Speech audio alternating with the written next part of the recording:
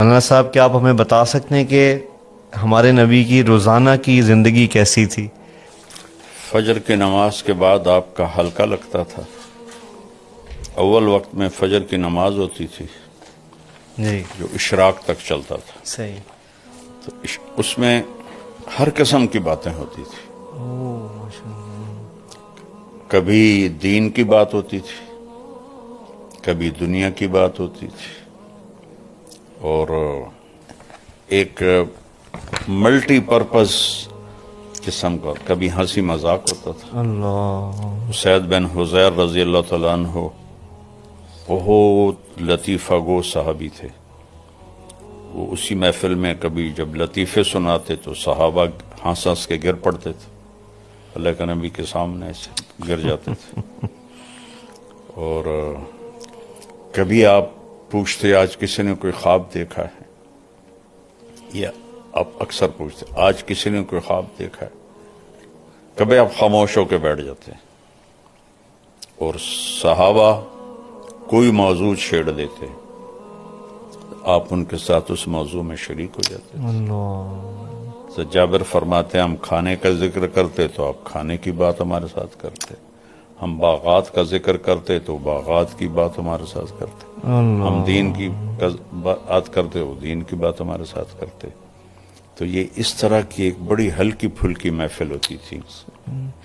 یعنی اس میں وہ اپنی وضاحت کے لیے پوچھ رہا ہوں، جیسے ہم ایک سمجھتے ہیں کہ اگر دینی حلقہ ہے تو صرف دین کی بات ہی ہو، ایسا نہیں ہوتا تھا. نہیں نہیں نہیں، اللہ اکبر. میں اس سعید رضی اللہ عنہ کے لطیفے آپ کو بتا رہا ہوں.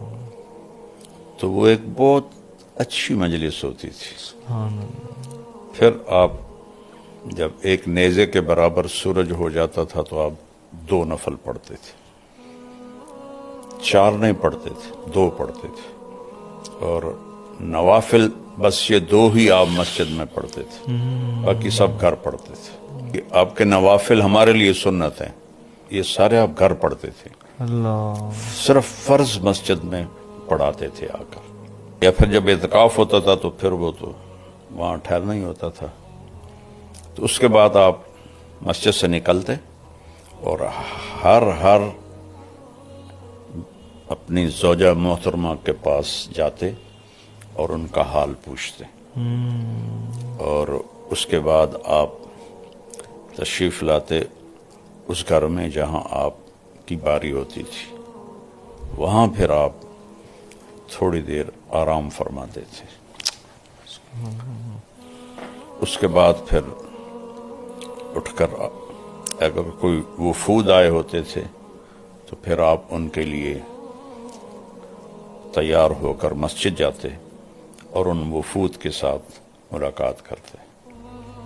یا کوئی اور محفل مجلس ہوتی تو آپ اس کے لیے باہر تشریف لے جاتے تھے. اگر جلدی فارغ ہو جاتے تھے تو پھر دوبارہ گھر آ جاتے تھے.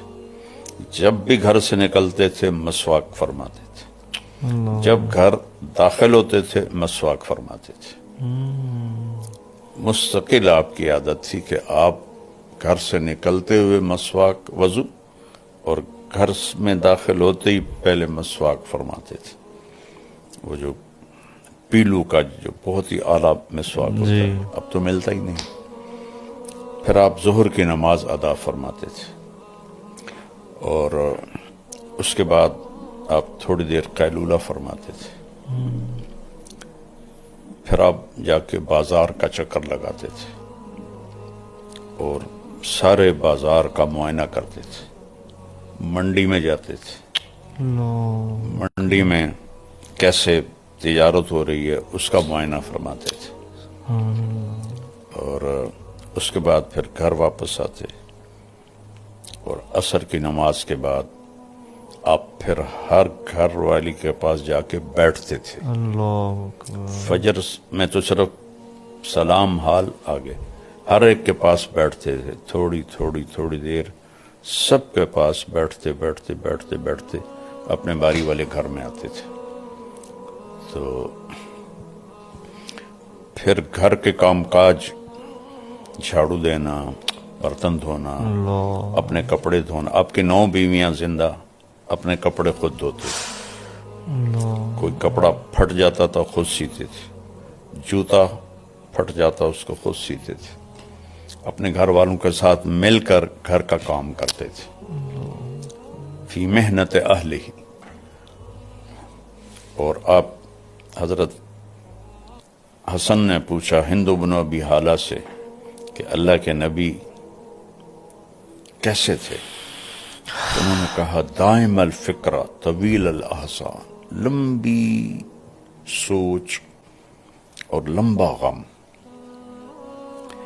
یہی سوال ایک صحابی نے حضرت عائشہ سے پوچھا، اللہ کے نبی کیسے تھے؟ انہوں نے کہا کان ضحاکن بسامن، بہت ہنسنے والے، بہت مسکرانے والے۔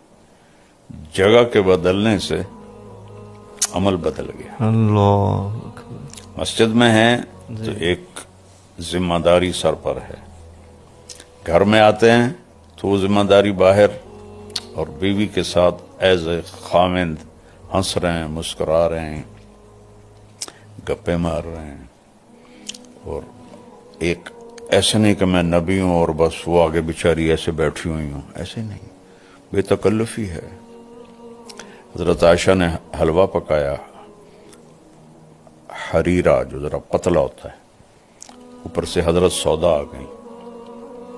حضرت سودا نے اپنی باری حضرت عائشہ کو دے دی تھی، تو ان میں بڑی دوستی تھی، تو انہوں نے کہا سودا یہ میں نے حلوہ بنایا، کھاؤ۔ انہوں نے کہا مجھے بھوک نہیں۔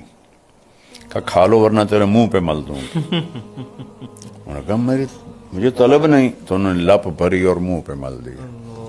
اللہ کے نبی بیٹھے ہوئے تھے، سبحان اللہ، آپ نے حضرت عائشہ کے دونوں ہاتھ پکڑے، کہا سودا چل آ اس کے منہ پہ مل۔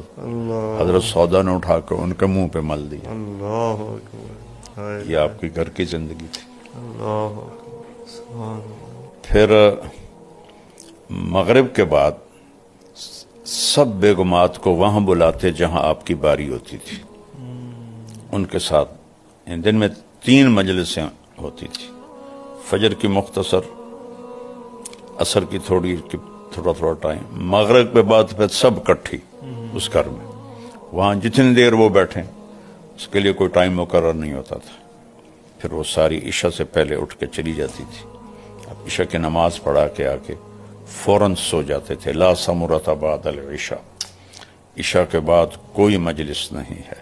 پھر آپ آخری 3 پہر جب رہ گئے آپ اٹھ جاتے تھے، اور تہجد کا وضو آپ خود فرماتے تھے، مسواک فرماتے، جس گھر میں ہوتے وہاں آپ نوافل ادا فرماتے۔